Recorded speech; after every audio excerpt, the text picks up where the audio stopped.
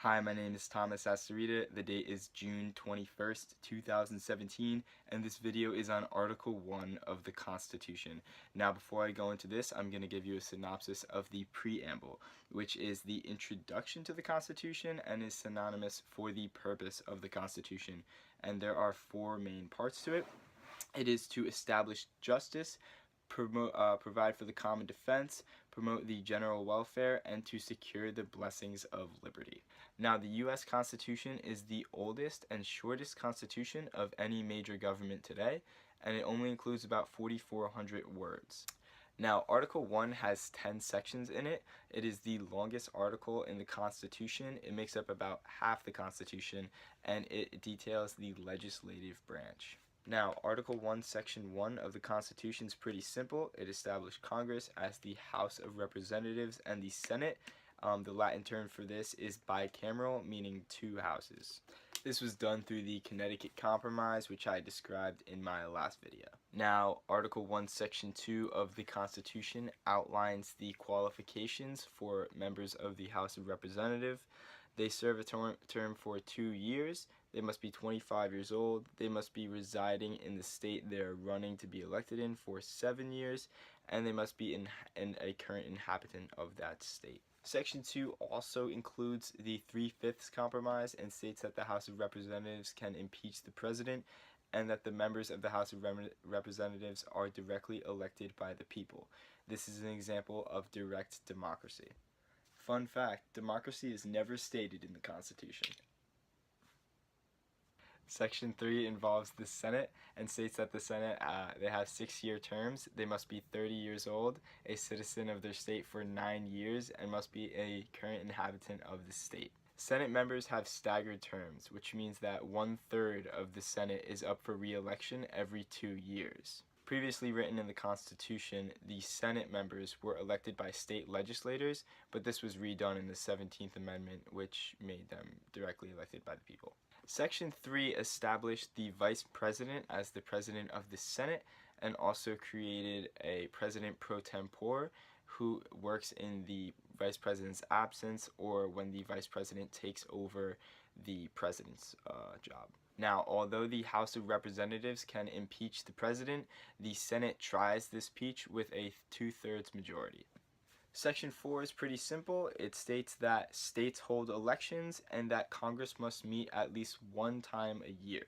Now, the 5th section of Article 1 states that the houses of Congress are the judge of elections and that half of each house must be present to form what is known as a quorum, which validates a congressional meeting. Section 5 also states that you can expel a congressman with a 2/3 vote from the rest of the House. Section 6 of Article 1 stated that congressional salaries are determined by law, and since congressmen create the law, they can determine their own salaries. But after the passing of the 27th Amendment, a congressman can only receive his raise after he is re-elected.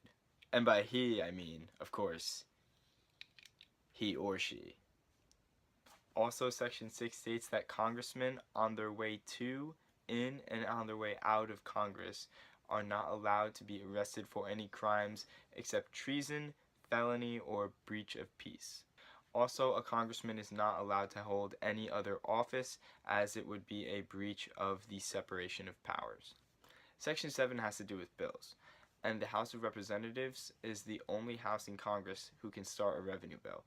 Also, a bill must pass through both houses in Congress before the president can make his decision on it. When a president is confronted with a bill, he can do one of 4 things. He can sign it into law, he can wait 10 days and the bill will automatically become a law. He can wait 10 days at the end of the congressional year and perform what is known as a pocket veto, or he can just veto the bill. Section 7 also states that Congress can override a president's veto with a 2/3 vote in both houses. We are now moving on to Section 8 of Article 1. This gives Congress most of its power.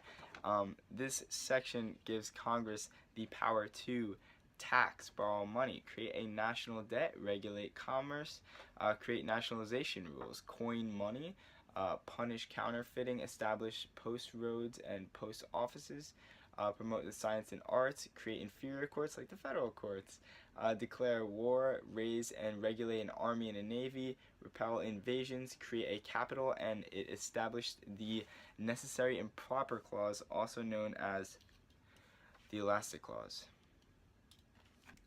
The necessary and proper clause gives Congress the power to, and I quote, to make all laws which shall be necessary and proper for carrying into execution the foregoing powers, and all other powers vested by the Constitution of the Government of the United States, or in any department or officer thereof. It's hard to read with this thing. This is known as the elastic clause because it stretches out the powers of Congress much like a rubber band to make any laws it deems necessary.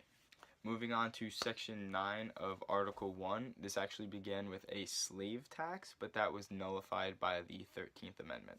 This section also stated that you could not suspend a writ of habeas corpus, which in human terms means that you cannot arrest a person without a reason.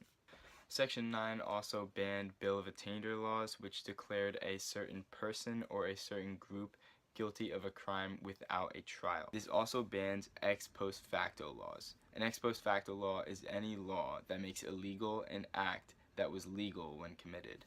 So let's say I looked like this last week, and then all of a sudden today it's illegal to look like a fashion killer bad boy. I couldn't be incriminated for what I did last week. Section 9 also states that all taxes must be proportional to the census taken every 10 years, and that receipts have to be attached to any money taken from the treasury. This also stated that there would be no nobility, meaning that there would be no kings or princes in the government. Now, Section 10 of Article 1 is all about limiting the power of the states.